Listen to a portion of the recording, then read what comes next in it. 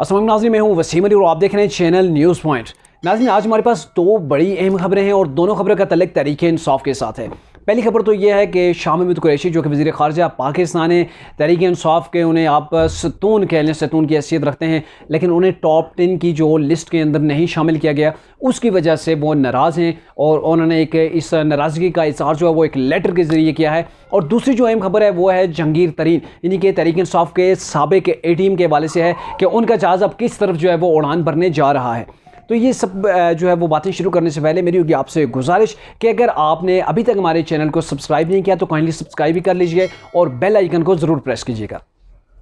नाज़रीन, आज से कुछ दिन कबल जो है वो इमरान खान साहब ने एक बचकाना हरकत की है और यूँ कह लें कि इस मुश्किल के वक्त के अंदर भी इमरान खान साहब ने वो किया, आ बैल मुझे मार। एक तो हालात ऐसे हैं कि 4 साल हुकूमत गुजर चुकी है और इमरान खान साहब के इत्तेहादी भी एक एक करके जो है वो नाराज़ होते जा रहे हैं। चूँकि आपको पता है जब किश्ती के डूबने का वक्त आता है तो चूहे जो है वो छलांगे लगाते हैं, वो किनारे की तरफ भागते हैं।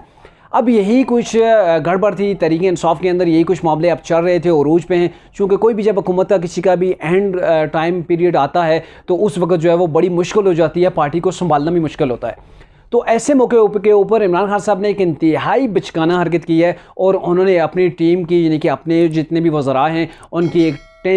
टॉप 10 की जो है वो एक लिस्ट मुरतब करवाई है और जो टॉप 10 के थे उसने कारकर्दगी की उन्हें जो है वो सर्टिफिकेट दिए गए हैं।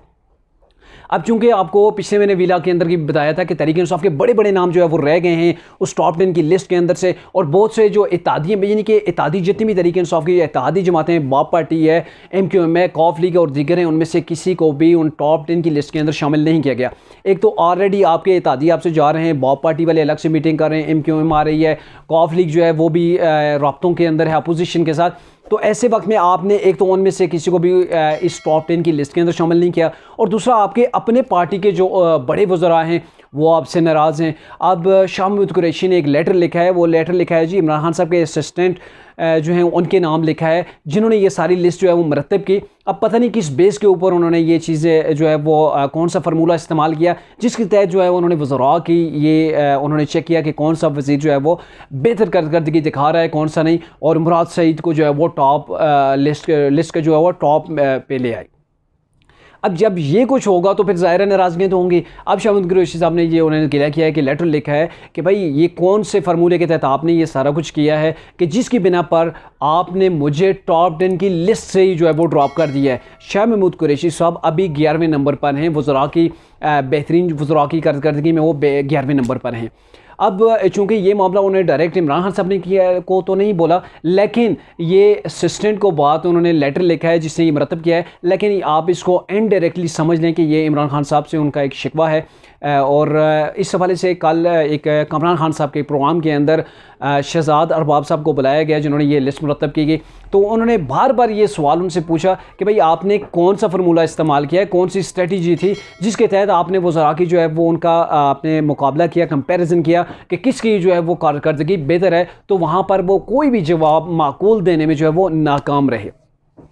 अब ये तो इमरान खान साहब की अपनी बचकाना हरकत थी। अब आते हैं जहांगीर तरीन की तरफ। चूँकि जहांगीर तरीन का जो ग्रुप है वो पूरे का पूरा ग्रुप हुकूमत से नाराज़ है और इमरान खान साहब ने पिछले दिनों बड़ा एड़ी चोटी का जोर लगाया कि जहांगीर तरीन को किसी तरीके से जो है वो जेल के पीछे जो है वो जेल की सलाहों के पीछे भेज दिया जाए, चूँकि जहांगीर तरीन उनके लिए सरदर्द बन गए हैं। और आपको पता है कि पिछली जब हुकूमत बनी थी तहरीक-ए-इंसाफ़ की तो जहांगीर तरीन का जहाज़ ही था जो मुल्क के कोने कोने से जो है वो MNA MPs को जो है वो ढूंढ के या जमा करके या ख़रीद कर ला रहा था। तो अब मामला ये है कि ये जो इमरान खान साहब का ATM है, इसने उड़ान जो ये जो इमरान खान साहब का ATM है ये इनके पास से उड़ान भर चुका है और अब देखना है कि आपने इसने किस तरफ जाना है। जहांगीर तरीन का जो ग्रुप है उसने बड़ी गहरी नज़र रखी हुई है अपोजिशन की मीटिंग्स पर, अपोजिशन के लाएमल पर। अपोजिशन की अभी जो मीटिंग्स वगैरह तेज़ हो चुकी हैं और रात को ये लाएमल जो है वो उन्होंने डिक्लेयर किया है कि अब हमने इन हाउस तब्दीली जो है वो उस ऑप्शन पे हमने गौर करना है और ये फाइनलाइज़ कर दिया गया है कि अब इन हाउस तब्दीली पर ही जो है वो काम किया जाएगा।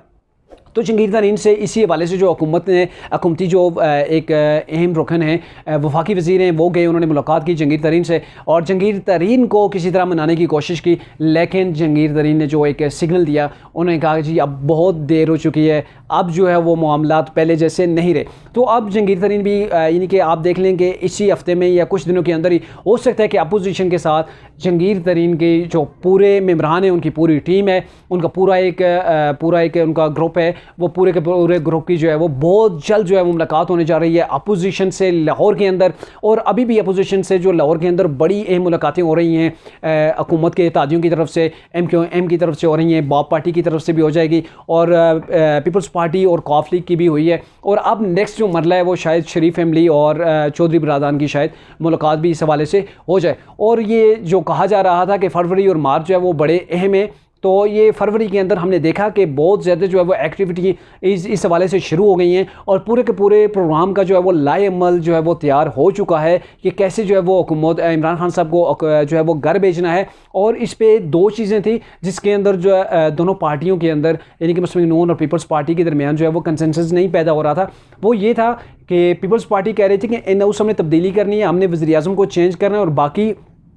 एक साल कुछ माह का जो अरसा बाकी है इसके अंदर जो है वो यही जो नया वज़ीर आज़म बनेगा यही डिलीवर करे। लेकिन नवाज़ शरीफ का ये कहना था कि ये जो जैसे ही हम जो इन हाउस तब्दीली लाएंगे और उसके फ़ौरन बाद इलेक्शन होने चाहिए, तो ये दोनों के दरमियान इस चीज़ पे जो है वो इत्तेफाक नहीं हो रहा था। तो आई होप कि इनके दरमियान जो रात को भी PDM का एक सरप्राइज मीटिंग थी, इजलास था, उसके अंदर ये चीज़ क्लियर हो गई है। और ये सारी चीज़ें बिल्कुल क्लियर होने के बाद उन्होंने ऐलान किया है कि अब वज़ीर आज़म के ख़िलाफ़ अदम एतमाद पेश किया जाएगा।